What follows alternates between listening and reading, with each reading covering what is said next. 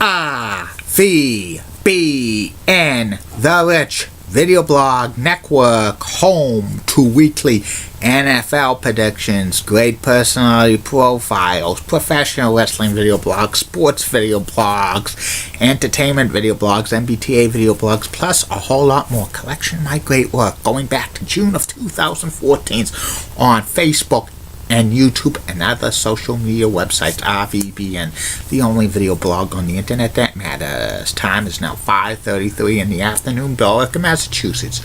Good afternoon, Facebook, YouTube, Twitter, and Google+. This is Rich again, back for your second video blog subject of the day for Friday, January 13th, around 5:34 in the afternoon, Berwick, Massachusetts. It was a average day temperature-wise, lots of sunshine, about 37, 38 degrees. Tomorrow's going to be cold, below freezing throughout the day, but clear sky, sunny day, no snow, and another warming trend next week. So this is pretty good, but don't let you fool you, because we're going to get the snowy weather sooner or later. Some news to report on the RVBN Newswire. Fox Sports has signed Kate Abdo as host of the soccer programming. She'll probably be on the World Cup when Fox airs it in 2018. The Pittsburgh Steelers versus Kansas City Chiefs game has been moved to 8:15 Sunday night because they're expecting an ice storm in Kansas City during the daytime. And the Colorado Rockies avoided arbitration with third baseman Nolan Arenado and signed him to a 2-year contract with $28 million. That's about it on the news from the RVBN Newswire. Be back in a flash with my second video blog subject of the day. Pump it up, pump it up, pump it up, pump it up, pump it up, pump it up, pump it up. Get your exercise and pump it up, pump it up, pump it up. Run, walk, swim, jump rope, walk on a treadmill, walk up and down the stairs, around the block. Lift weights, lift heavy weights, small weights, anything. Half hour each day to get your heart pumping and flowing. To get down your weight. To be a slim, trim, 217 pounds like Playboy Buddy Rose. Get your exercise in. RVBN. Time is now 5:35 in the afternoon. I'm back. My second video blog subject of the day is about why boxing is slowly dying as a sport of relevancy in the United States. For many years back in the 19th century and in the 20th century, boxing was probably the second biggest sport in the United States, behind the national pastime baseball. There were so many big fighters back in the day, including John L. Sullivan, Gene Tunney, Jack Dempsey, and so many others. Some of the prize fights they had were in big stadiums, including Yankee Stadium, and also they had at Madison Square Garden and Boston Garden and so many other places throughout the country, and they even had it on radio back in the 20s, and many sports writers wrote good columns about boxing. And then they had Joe Louis and Jersey Joe Wilcox and Floyd Patterson and Sonny Liston in the 1960s. One of the most famous boxers of all time, Muhammad Ali, stepped through the scene, and he was probably one of the most famous athletes in boxing history. He shocked the world.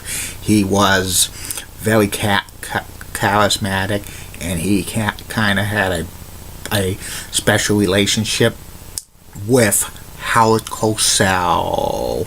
Muhammad Ali's star briefly dimmed a lot in 1967 when he refused to be drafted in the United States Army because he was he was part of the Nation of Islam, and he did not believe going to war, and that derailed his career for a few years. And they had Smoking Joe Frazier and George Foreman, but Muhammad Ali came back, and he became a big. He won the world title again, and everybody was watching boxing on television. ABC had most of the big prize fights, and also NBC and CBS in the 1970s. Cable television, HBO took over the boxing, and slowly but surely many of the big boxing matches were on cable instead of free TV. And then in the 1980s they had pay-per-view. They had so many good boxers during the 80s. Sugar Ray Leonard and Larry Holmes and Marvelous Marvin Hagler and Thomas Hitman Hearns and Michael Spink, some others. But the biggest boxer during the 1980s was Mike Tyson. He came on the scene. He was a monster.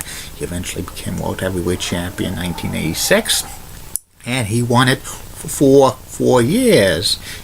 But he lost it to Buster Douglas in Japan. By then, most of the big-time fights were on pay-per-view, and ESPN showed many fights, but they were like secondary.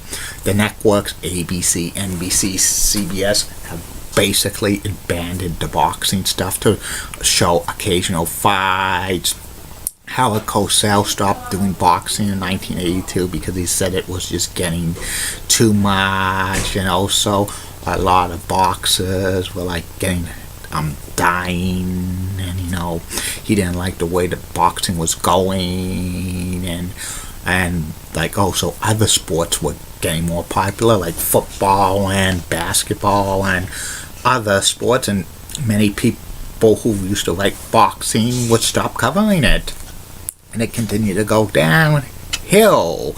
Only the fights were on HBO, and the pay-per-views as significant importance. Mike Tyson eventually went to jail for a few years, and he came back, but he wasn't the boxer he was, and he was infamous in 1997 for biting Evander Holyfield's ear, and got barred from boxing for a while, and most of the big fighters by then have either retired or passed away, like Muhammad Ali, George Foreman, Smoking Joe Frazier, Ken Norton Jr., all of them, and boxing was like basically going by the wayside, like harness racing as a significant sport in the United States. There were still people who watch it and stuff like that. There's a lot of amateur boxing that's still popular in certain states,